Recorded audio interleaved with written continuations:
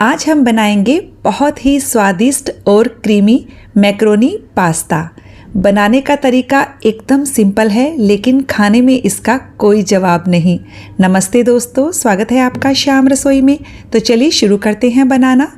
Macaroni pasta बनाने के लिए मैंने यहाँ एक पतीले में 5 से 6 कप पानी गर्म होने के लिए रखा है। हम इसमें आधा चम्मच नमक और 1 चम्मच तेल डालकर मिक्स करेंगे। पानी जब अच्छे से गर्म हो जाएगा, हम इसमें 1.5 कप मैक्रोनी डाल देंगे। आप कोई भी डिज़ाइन की मैक्रोनी ले सकते हो। आज हमने आटे की मैक्रोनी ली है।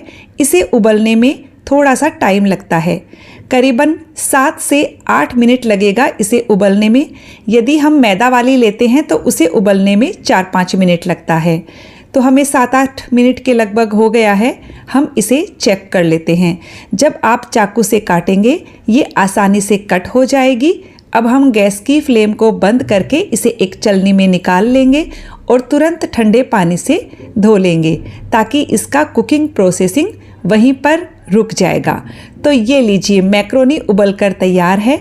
अब हम एक कढ़ाई लेंगे जिसमें हम 2 बड़े चम्मच तेल डालेंगे और 1 बड़ा चम्मच बटर डालेंगे। बटर ज़रूर डालिएगा, बहुत बढ़िया टेस्ट आएगा। अब हम इसमें 5 से 6 कली लहसुन को बारीक कट करके डालेंगे। साथ ही 1 प्याज को बारीक काट कर डालेंगे। अब हमें मीडियम आंच पर प्याज को अच्छे से सॉफ्ट होने तक भून लेना है। इसे ब्राउन नहीं करना है। और ये लीजिए, प्याज एकदम सॉफ्ट हो गए हैं, हल्के गुलाबी रंग के हो गए हैं। अब हम इसमें कुछ सब्जियां डालेंगे। यहाँ मैंने 1/4 कप बारीक कटा हुआ बीन्स और 1/4 कप बारीक कटी हुई गाजर ली है। हम इसमें और भी सब्जियां डालेंगे, लेकिन गाजर और बीन्स को पकने में टाइम लगता है, तो इसे हम पहले 2 मिनट के लिए पका लेते हैं। सब्जियां आप अपनी पसंद के हिसाब से कोई भी ले सकते हो। हमने इन्हें 2 मिनट के लिए पका लिया है। अब हम इसमें 1/4 कप शिमला मिर्च डालेंगे, 1/4 कप उबला हुआ स्वीट कॉर्न डालेंगे और 1/4 कप यहाँ मैंने लाल वाली शिमला मिर्च ली है। यदि आपको ये शिमला मिर्च ना मिले तो आप बिल्कुल स्किप कर सकते हो, इससे टेस्ट में कोई भी फ़र्क नहीं आएगा। अब हम फिर से सब्जियों को 2 मिनट के लिए पका लेते हैं और साथ साथ गाजर और बीन्स भी पक जाएंगे। लेकिन सब्जियों को हमें बहुत ज़्यादा नहीं गलाना है, इनमें क्रंच होना चाहिए। सब्जियों में क्रंच रहता है तो पास्ता खाने में बहुत ही बढ़िया लगता है। तो ये लीजिए, हमने सब्जियों को अच्छे से पका लिया है और अब हम इसमें डालेंगे 3 टमाटर की प्योरी। मैंने 3 अच्छे लाल टमाटर को मिक्सर में चलाकर पीस लिया था। आप चाहें तो बारीक कट करके डाल सकते हो, लेकिन पीस कर डालेंगे तो मैक्रोनी पर जो मसाला है वो अच्छे से कोट होगा। और अब हम इसमें नमक भी डाल देते हैं। नमक आप अपने स्वाद के हिसाब से इसमें डाल सकते हो, लेकिन बहुत ज़्यादा नमक का इस्तेमाल मत कीजिएगा, क्योंकि आगे हम इसमें सॉस डालेंगे तो उसमें भी नमक होता है।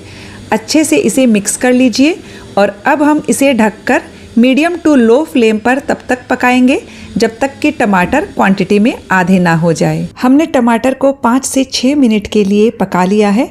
टमाटर क्वांटिटी में आधा हो गया है और साइड से तेल भी निकलने लगा है। अब हम इसमें डालेंगे 1 चम्मच कश्मीरी लाल मिर्च का पाउडर। यदि आप रेगुलर वाली तीखी लाल मिर्च लें तो उसकी क्वांटिटी कम लीजिएगा, वरना पास्ता तीखा हो जाएगा। साथ ही मैंने यहाँ लिया है 2 बड़े चम्मच टोमेटो केचप। अब हम इन्हें अच्छे से मिक्स कर लेंगे और कोई भी सॉस डालने की हमें इसमें बिल्कुल भी ज़रूरत नहीं है। टोमेटो केचप से ही इसमें बहुत बढ़िया टेस्ट आता है। अभी देखिए, हमारा जो मसाला है वो बहुत ही गाढ़ा है, तो हम इसमें पास्ता डालेंगे तो मसाला अच्छे से पास्ता पर कोट नहीं होगा। तो हम इसमें लगभग आधा कप पानी डाल देंगे। आपने जिस पानी में पास्ता को उबाला था वही पानी का इस्तेमाल कीजिएगा। मैंने भूल से उसे फेंक दिया था, तो मैंने सिंपल पानी का इस्तेमाल किया है। अच्छे से इसे मिक्स कर लीजिए।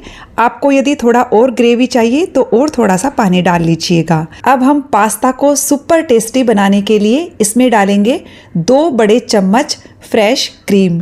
क्रीम डालने से पास्ता का टेस्ट बहुत ही गजब का आता है, लेकिन यदि आपके पास ना हो तो आप बिना क्रीम के भी बना सकते हो। और अब हम इसमें डाल देते हैं उबले हुए पास्ता। साथ ही कुछ मसाले डालेंगे। 1 छोटा चम्मच ऑरिगेनो, 1 छोटा चम्मच कुटी हुई लाल मिर्च, साथ ही 1/4 छोटा चम्मच काली मिर्च का पाउडर डालेंगे। और बस अब हमें हल्के हाथों से सारी चीज़ों को अच्छे से मिक्स कर लेना है। पास्ता में हमने मसाला बहुत अच्छे से बनाया है तो खाने में बहुत ही बढ़िया लगता है। अच्छे से सब्जियों का इस्तेमाल किया है। और ये लीजिए, हमने पास्ता को अच्छे से मिक्स कर लिया है। अब हम गैस की फ्लेम को लो करके इसे ढककर 2 मिनट के लिए और पकाएंगे। 2 मिनट हमने इसे पका लिया है और अब हमारा पास्ता बनकर बिल्कुल तैयार हो चुका है। लास्ट में हम इसमें बारीक कटा हुआ हरा धनिया डालेंगे। हरा धनिया यदि आप ना डालना चाहें तो स्किप कर सकते हो।